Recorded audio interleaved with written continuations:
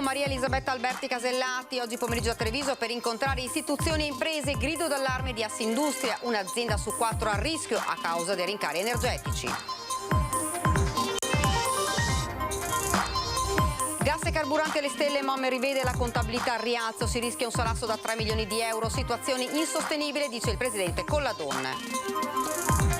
Flessione delle vendite, problemi nella fornitura dei materiali, l'Electrolux annuncia la chiusura per alcuni giorni delle fabbriche di Susegana e Procea, operai in cassa integrazione. Spaccata l'antica pasticceria Nascimben di Viale Luzzati a Treviso, un uomo utilizzando un tombino ha rotto la vetrina della porta d'ingresso ed è fuggito con il fondo cassa. Anziana derubata per strada, è caduta a Mogliano Veneto, la vittima è un ottantenne che durante una passeggiata è stata derubata della collana da una giovane. Lutto in comune a Treviso, è mancato improvvisamente Giorgio Banderali, storico capo di gabinetto a Cassugana, lascia una moglie e 2 figlie, il ricordo di Giancarlo Gentilini. Altri 47 artigiani sono stati iscritti nel prestigioso albo nazionale dei maestri d'opera ed esperienza, figure di spicco nel mondo dell'artigianato di marca che potrebbero sparire senza l'aiuto delle nuove generazioni. Buonasera, ben ritrovati dalla redazione di Treviso. Dunque questi titoli li avete sentiti: visita istituzionale per la Presidente del Senato Casellati oggi pomeriggio a Treviso, dove ha incontrato istituzioni e categorie economiche. Un'azienda su 4 rischia lo stop, l'allarme lanciato da Assindustria, lo Stato intervenga subito sui costi dell'energia.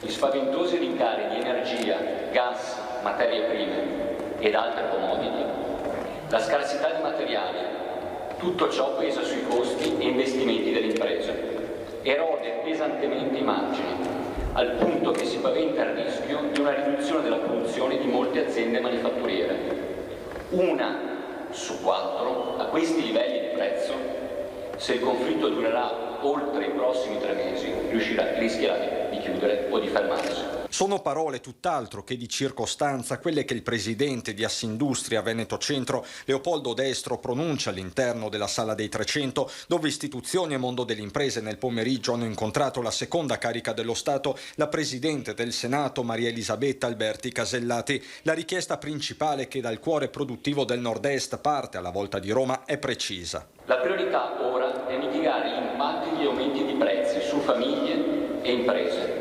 Fissare un tetto al prezzo del gas, come chiediamo da mesi. Un settore in particolare è tra i più colpiti, quello della zootecnia. Chiediamo un aiuto concreto a queste aziende che stanno soffrendo, soprattutto produttori di latte, che stanno lavorando sotto costo.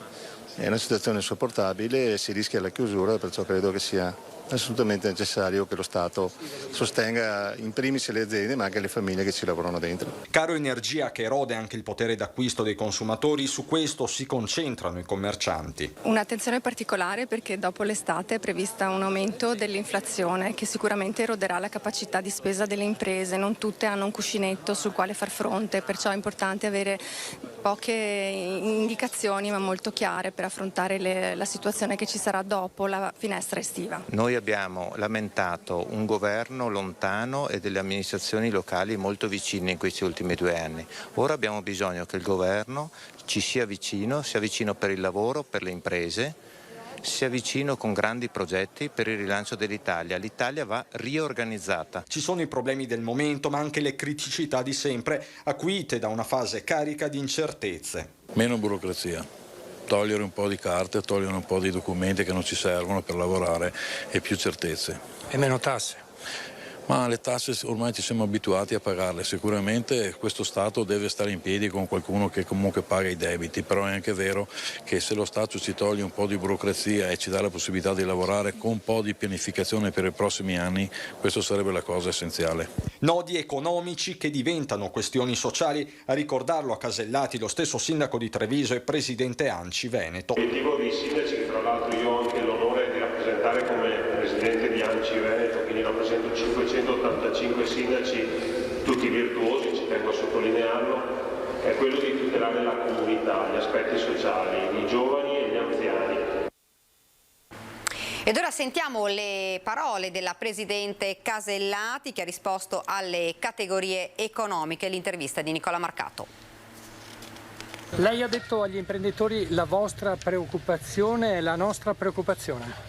Sì, siamo tutti preoccupati per questo conflitto tra Russia e Ucraina che porterà inevitabilmente a conseguenze economiche, le ha già portate nell'aumento delle bollette. E in prospettiva ci sono problemi che riguardano l'approvvigionamento, il costo, le materie prime, l'insufficienza anche alimentare, quindi i temi sono tanti. Quindi noi auspichiamo che ci sia un cessate il fuoco al più presto e che ci sia un tavolo diplomatico nel quale riescano a trovare finalmente un accordo. Quindi questo è il nostro auspicio, anche per questa terra che devo dire lascia sorpresi perché Treviso e la sua provincia è un gioiello di creatività e devo dire che hanno attraversato la pandemia addirittura aumentando il grado di produttività, quindi se sono preoccupati loro che sono riusciti ad andare in controtendenza rispetto a quello che è l'economia nazionale, è chiaro che una preoccupazione reale c'è. Chiedono gli imprenditori di snellire la burocrazia. Io dico sempre così, che la burocrazia è il nostro socio di maggioranza e abbiamo bisogno di velocizzare le decisioni, di eliminare vari passaggi inutili e anche di alleggerire il fisco. In questo momento ci sono famiglie in sofferenza ed è chiaro che anche l'aumento dell'energia colpisce le fasce più deboli, quindi speriamo che tutto si risolva al più presto. Del resto Treviso è un messaggio di speranza. La direzione Electrolux Susegana ha comunicato ai sindacati che il 30 e il 31 maggio e il 1 di giugno fabbrica resterà chiusa per calo delle vendite. Si tratta della prima volta che le linee vengono fermate non per la mancanza di materie prime e componentistica ma per una flessione del mercato. I lavoratori saranno coperti da una cassa integrazione ordinaria all'80%. Negli ultimi tempi evidenzia ancora la RSU, l'Electrolux ha adeguato i prezzi di listino con aumenti tra il 5 e il 7%. Dato che aggiunto ad un contestuale aumento dell'inflazione e dunque ad una perdita del potere d'acquisto delle retribuzioni potrebbe aver generato la decisione da parte dei consumatori di rinviare acquisti non di prima necessità quali appunto gli elettrodomestici. Per il 23 di giugno è stato convocato un tavolo nazionale. Gas e carburanti a livello record, la società di trasporti MOM rivede la contabilità al rialzo, si rischia un salasso da 3 milioni di euro, situazione insostenibile dice il presidente Colladon mentre caccia all'uomo che ieri sera ha mandato in frantumi la porta vetrata di un pullman a Villorba, non aveva il biglietto ed era stato respinto dall'autista. 3 milioni di euro in più in un anno se viene mantenuto questo livello dei prezzi del gasolio e del metano.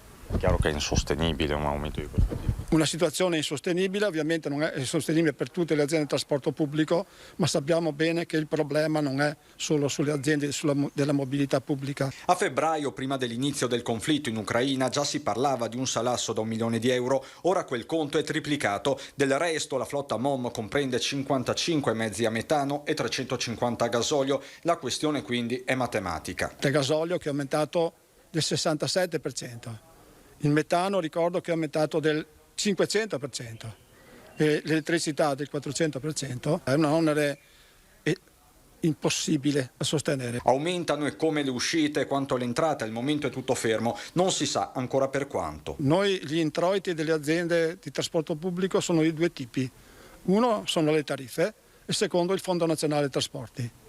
Se le tariffe non possono essere ritoccate e se il Fondo Nazionale Trasporti non può essere ritoccato, mi dica lei quali sono le condizioni, se non intervenendo sui costi, e lo stiamo facendo, come si può parare a un aumento di questo tipo. Da qui la richiesta di MOM al governo, quella di mettere un tetto ai costi dell'energia, gas in primis, e questo in un momento già di per sé difficile dopo 2 anni di pandemia e a fronte di aggressioni ed episodi di violenza a bordo, l'ultimo della serie a Villorba quando uno straniero è andato in escandescenze alla fermata del bus. A noi risulta che non fosse in regola col biglietto. L'autista, ovviamente facendo il suo dovere, ha chiesto il biglietto e invitandolo ovviamente a mettersi a posto, questo non l'ha fatto, è sceso e ha dato un pugno alla porta rompendo il vetro della porta. L'uomo si è dato alla fuga e sulle sue tracce ci sono i carabinieri. Aumenta il gasolio, aumenta il metano, aumenta l'elettricità.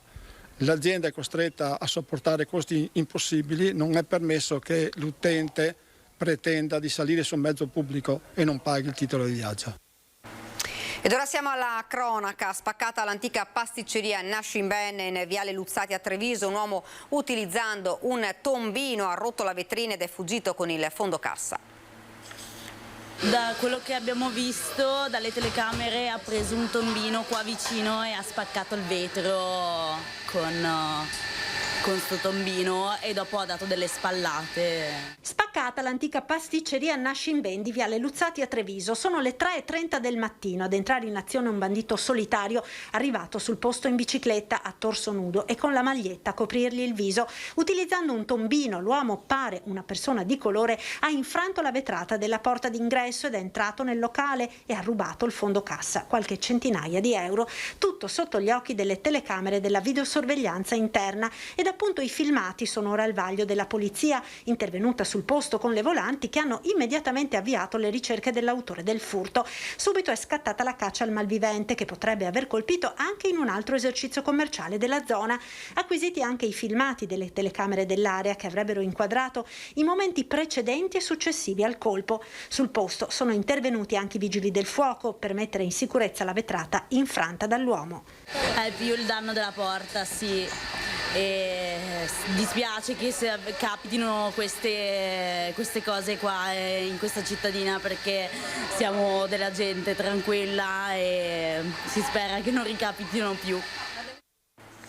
Ed ora torniamo a parlare del tragico schianto costato la vita al 17enne Davide Pavan, travolto ucciso in via Olimpia, Paese, domenica 8 maggio, mentre rincasava in sella la sua moto. Oggi il perito Francesco Sottana è stato incaricato dalla procura di effettuare la perizia cinematica sull'incidente. I legali della famiglia della vittima hanno nominato come consulente di parte l'ingegnere Pierluigi Zamuner, mentre gli avvocati di Samuel Seno, il poliziotto alla guida dell'auto, risultato positivo l'alcol test, hanno incaricato il perito Claudio Corale. Le operazioni peritali sui veicoli coinvolti nell'incidente inizieranno il prossimo 30 maggio e ci vorranno 90 giorni per il deposito della relazione che chiarirà l'esatta dinamica della tragedia. I funerali di Davide Pavan sono stati fissati per sabato prossimo 21 maggio alle 15:30 a Morgano e verranno ufficiati da Don Gaudenzio Pavan, zio del ragazzo morto. Ed ancora cronaca, anziana derubata per strada, è accaduto a Mogliano Veneto, la vittima è un 80enne. L'anziana stava camminando per strada lungo via Selve quando all'improvviso le si è avvicinata una giovane donna. Con la scusa di chiederle un'informazione, abilmente le ha sfilato la collanina in oro dal collo. Il furto con destrezza è avvenuto a Mogliano Veneto nella mattinata di ieri. La vittima è una donna di 80 anni. Quando si è accorta di quanto le era accaduto, l'anziana non ha potuto fare altro che chiamare i carabinieri e sporgere denuncia. La ragazza, una volta rubata la collanina del valore di alcune centinaia di euro, si è allontanata nelle vie circostanti. L'ennesimo furto ai danni delle persone più deboli. Gli anziani sono da sempre nel mirino di queste persone senza scrupoli che approfittano della loro buona fede. Immediate le indagini dei carabinieri della stazione di Mogliano che, dopo aver ascoltato la vittima, stanno cercando di individuare la responsabile del colpo. E momenti di paura ieri a Pieve del Grappa, un 25enne di origini marocchine sotto l'effetto dell'alcol ha iniziato a inveire contro chiunque si trovasse di fronte a danneggiare gli arredi di un bar, poi ha colpito con una bottiglia in vetro un avventore che tentava di calmarlo, procurandogli alcune contusioni. Immediatamente è stato allertato il 112, sul posto sono arrivati i carabinieri. Il giovane ha strattonato i militari dell'Arma che sono riusciti in breve tempo a bloccarlo. Il 25enne è stato arrestato in flagranza di reato per resistenza a pubblico ufficiale, danneggiamento e lesioni. Processo questa mattina per direttissima, l'arresto è stato convalidato. Lutto in comune a Treviso, è mancato improvvisamente Giorgio Banderali, storico capo di gabinetto a Cassugana, lascia una moglie e 2 figlie, il ricordo di Giancarlo Gentilini. Un malore improvviso ha causato la morte a 72 anni di Giorgio Banderali, capo di gabinetto del sindaco di Treviso dal 1994 al 2014. 38 anni di servizio, una vita trascorsa a Casugana, dove era entrato nel 1978 all'ufficio tributi. 11 sindaci ed un commissario prefettizio, dalla DC alla Lega al PD. 40 anni di storia dell'amministrazione trevigiana sono passati dal suo ufficio. Così lo ricorda Giancarlo Gentilini, che lo ebbe al suo fianco per tanti anni. Di Banderali posso dire che ha interpretato immediatamente il modo di amministrare del sindaco Gentilini. È stato un uomo di cultura, un uomo che ha sempre guardato gli interessi della città e dei cittadini. Gentile, sempre disponibile, espertissimo del cerimoniale del quale diventò responsabile. Banderali, dopo la pensione, era comunque molto attivo in città. Ci eravamo sentiti 15 giorni fa, racconta Gentilini, per il recupero della rosta della pescheria. Ha insegnato quale dovrebbe essere il percorso che dovrebbero seguire coloro che verranno. Un esempio da imitare, un esempio che anche in questi ultimi tempi era sempre vivo in tutti quanti.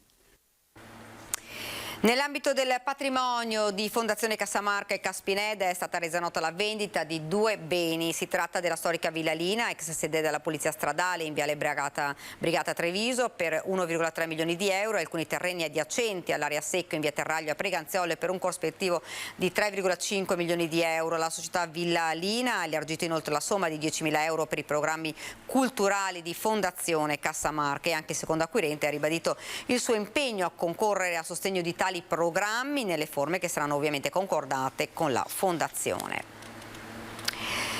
32 positivi all'interno del carcere Santa Bona. Il focolaio di Covid ha interessato detenuti ed alcuni agenti di polizia penitenziaria.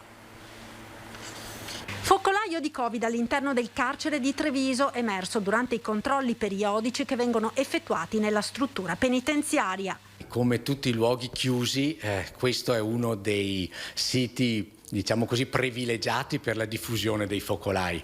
La situazione è sotto controllo, il Dipartimento di Prevenzione ha avuto notizia di questo focolaio con una prima mail il giorno 8 maggio, domenica, dove i casi positivi erano allora 26. Ad oggi sono 32, quindi possiamo ben dire che il focolaio in questi giorni è stato perfettamente controllato e la gestione è a carico della sanità penitenziaria col medico competente che stanno seguendo il caso, stanno isolando i casi positivi. Il focolaio, che ha interessato oltre a detenuti anche alcuni agenti di polizia penitenziaria, è sotto controllo, riferiscono le autorità sanitarie. I positivi sono stati isolati, si tratta per la maggior parte di persone asintomatiche o paucisintomatiche, tranne uno che ha richiesto un breve ricovero ed è già stato dimesso.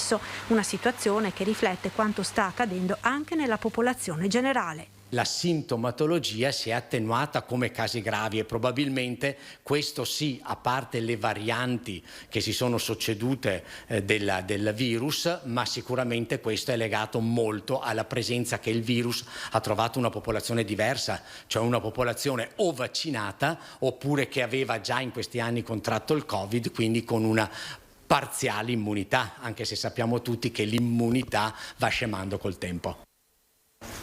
Ed ora ci fermiamo per qualche istante di pubblicità.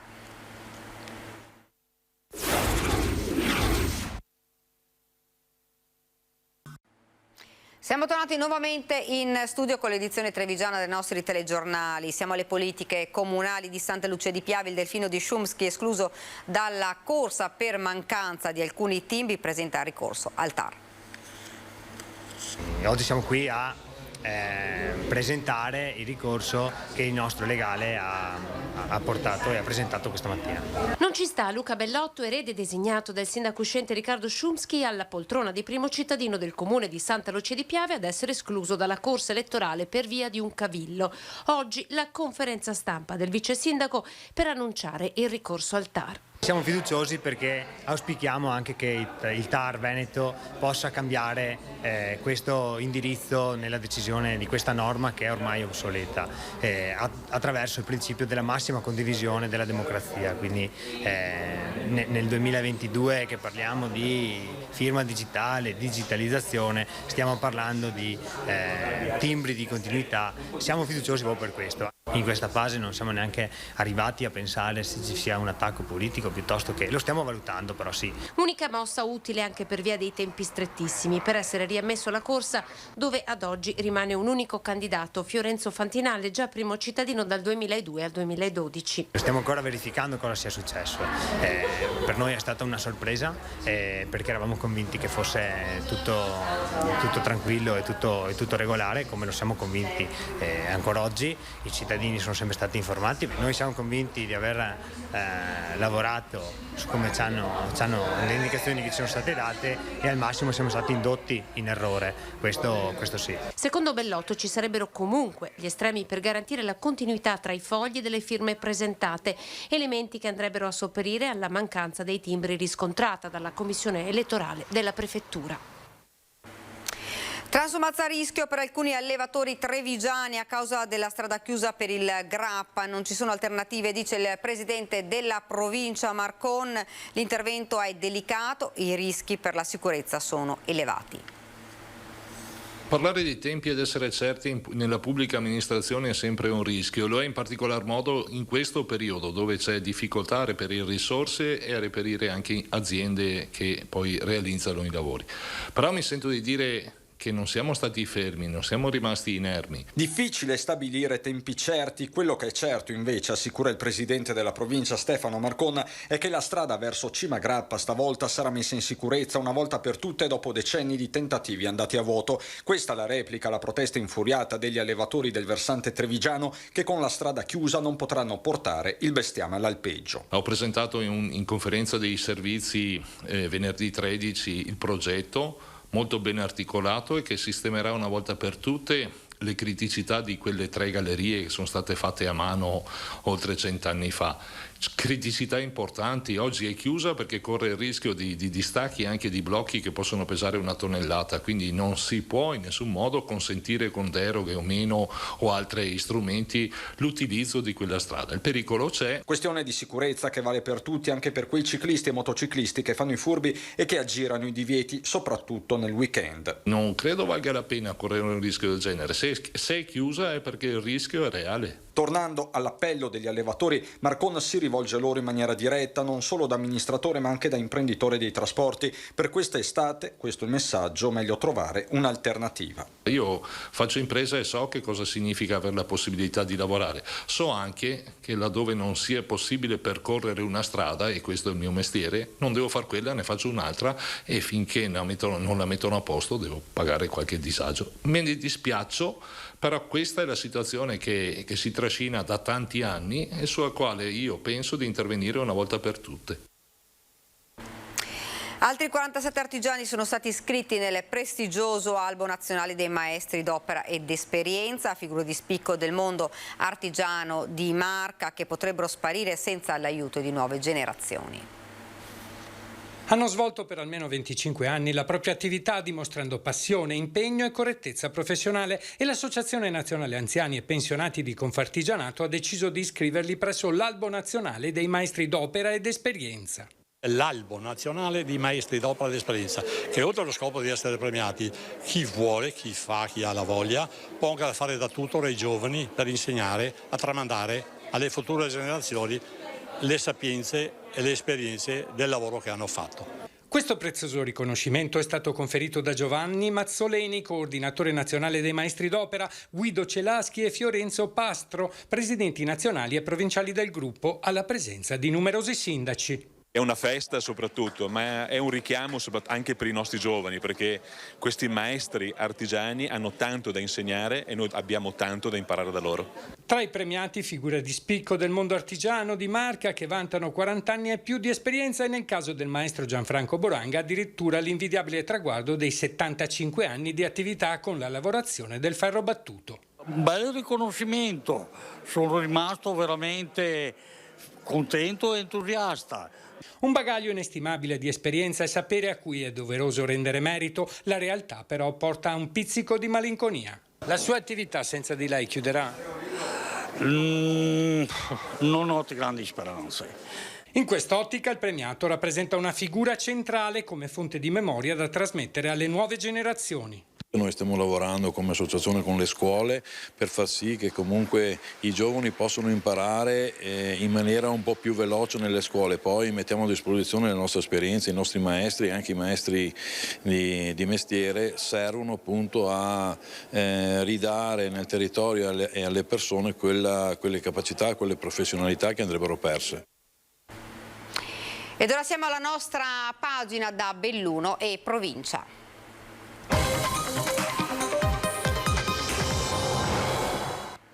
In primo piano la protesta dei cittadini a Villa Paiera nel Feltrino. Protestano i cittadini di Villa Paiera. Oggetto del contendere una vasca di laminazione che l'amministrazione comunale di Feltre ha deciso di realizzare. Per il gruppo di persone raccoltesi attorno a Walter Berna, che ne è diventato il portavoce, sono lavori inutili, costosi e che compromettono il paesaggio. È una vita che vivo qua e vedere rompere tutto questo territorio, spesa di soldi buttati per niente, perché l'acqua che scorre in questo fosso corre ogni tanto e poteva essere pulito, che 40 anni che il comune non lo pulisce più e si risolveva il problema. Il problema va risolto a monte, a Nemeggio, dove c'è un tubo che imbocca l'acqua e lo porta sul Corame direttamente. Fanno un laminatoio che non ha senso di essere, perché l'acqua dalla fonte da dove parte bastava pulire un po' questo canale e raccogliere l'acqua che poi andremo a vedere di una valle che c'è in via Luni in via La Villa a Villa Paiera. Se mi fanno un terrapieno tutto intorno, io con la trebbia come faccio a entrare? Un terrapieno di 2 metri, come sul progetto parlano di 2 metri di terrapieno, io non posso volare a entrare dentro qua con la trebbia. E poi qui l'acqua è sempre venuta giù, si espandeva sui prati, tempo 2-3 ore, ritornava dentro e andava via. Quindi non è necessario fare un bacino da 20.000 metri. Secondo il comitato si sarebbero potute convogliare le acque che scendono dal Telva facendole confluire nel Caorame, con una spesa comunque inferiore a quella dei lavori in corso, facenti parte di un progetto il cui costo complessivo impegna oltre 650.000 euro. L'amministrazione di Colle delle Capre difende invece il progetto, in larga parte finanziato grazie ai fondi per il comune di confine, ritenendolo indispensabile per salvaguardare il territorio ed avendolo discusso nella frazione, apportando anche alcune modifiche suggerite. Obiettivo sicurezza: sarà ulteriormente potenziato il servizio di videosorveglianza a Ponte nelle Alpi. Il comando di polizia municipale ha concluso l'iter per il posizionamento di 5 nuovi impianti che portano a circa una quarantina le telecamere nel comune. 3 interventi per 30.000 euro sono stati effettuati al Parco Casarossa, altri 2 entreranno in funzione nella zona della stazione ferroviaria. Grazie a un ulteriore contributo del BIM sono state poste 2 telecamere di controllo a Cadola e all'ingresso di Viale Cadore. Da Belluno a Venezia, da Milano a Torino, un filo rosso collega montagna e pianura. Nel 50° della morte di Dino Buzzati, stamattina l'associazione internazionale dedicata allo scrittore, pittore e giornalista bellunese e l'assessorato alla cultura della regione Veneta hanno fatto tappa al Salone del Libro per la presentazione della ristampa di un volume di Buzzati. Dino Buzzati è sicuramente il letterato italiano del Novecento più noto all'estero, tradotto in 34 paesi al mondo. Nel nome di Buzzati oggi si è aperto lo stand del Veneto al Salone del Libro di Torino, con l'assessore regionale alla cultura Cristiano Corazzari, il presidente e direttore del centro studi dell'Associazione Internazionale Dino Buzzati che ha sede a Feltre. È un patrimonio, è una risorsa assoluta dell'Italia e del Veneto che va giocata in un'occasione come questa del 50° della morte. Per fortuna le iniziative sono molte. Ad aprire il programma dedicato al 50° della morte dello scrittore, giornalista e pittore bellunese, a gennaio un convegno che si è tenuto alla Iulma di Milano, poi una 3 giorni a Venezia Ca' Foscari, il prossimo giugno dal 9 all'11 a Chambéry in Francia. Oggi a Torino Perale e Corazzari hanno presentato la ristampa di un volume dedicato alla mostra dedicata a Buzzati che era stata fatta a Belluno nel 1967. Fino a quel momento lui era un grande scrittore che dal 58 aveva dichiarato essere anche un pittore, dal 67 dice di essere un pittore che per hobby e per sfortuna, per uno sfortunato equivoco, ha dovuto fare lo scrittore come hobby. Ma la sua vera vocazione, secondo lui, e lo dichiara in maniera ironica ma neanche tanto, era quella di essere pittore. Ostracizzato per oltre un decennio perché ritenuto troppo al di sopra delle parti, eclettico e visionario, Buzzati muore a 63 anni, lasciando un'eredità preziosissima e sempre attuale. Era un personaggio fuori da quel tipo di giochi e giochetti della politica e, ribadisco, giochetti della cultura italiana. Lui era super partes e riusciamo a leggerlo come tale. Tuttora ha un messaggio che non è minimamente invecchiato. E siamo arrivati davvero al termine di questa edizione del nostro telegiornale. Vi lascio ovviamente alle nostre previsioni del tempo. Grazie davvero per averci seguito e buona serata.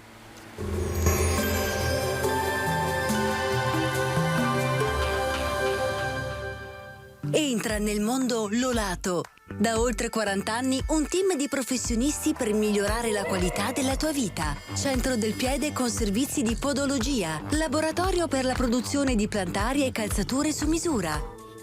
Bentrovati al meteo. L'anticiclone nordafricano si consolida in maniera più decisa sull'Italia. L'ondata di caldo si fa via via più intensa. Vediamo il dettaglio di venerdì 20 maggio. Sul Veneto avremo una giornata di sole pieno, come vediamo il cielo infatti si presenterà sereno o velato. Non si esclude la consueta variabilità pomeridiana sui rilievi e sulla pedemontana. Temperature in aumento con valori estivi, minime tra 11 e 20 gradi, massime comprese invece tra i 24 e i 31 gradi all'incirca. Ci spostiamo ora sul Friuli Venezia Giulia, anche qui tempo buono con un ampio soleggiamento e con il cielo che si presenterà sgombro da nubi.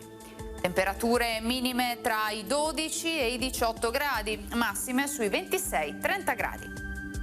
Infine diamo uno sguardo alla situazione del Trentino Alto Adige, tanto sole ovunque anche qui con qualche nube alta ma innocua. Temperature minime intorno ai 15-16 gradi, massime sui 31-32 all'incirca. Dal meteo di Antenna 3 per ora è tutto, grazie per l'attenzione, arrivederci.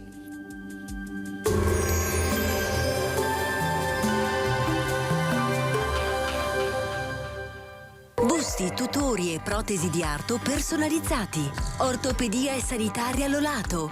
A Treviso e Montebelluna. Lolato, soluzioni per star bene.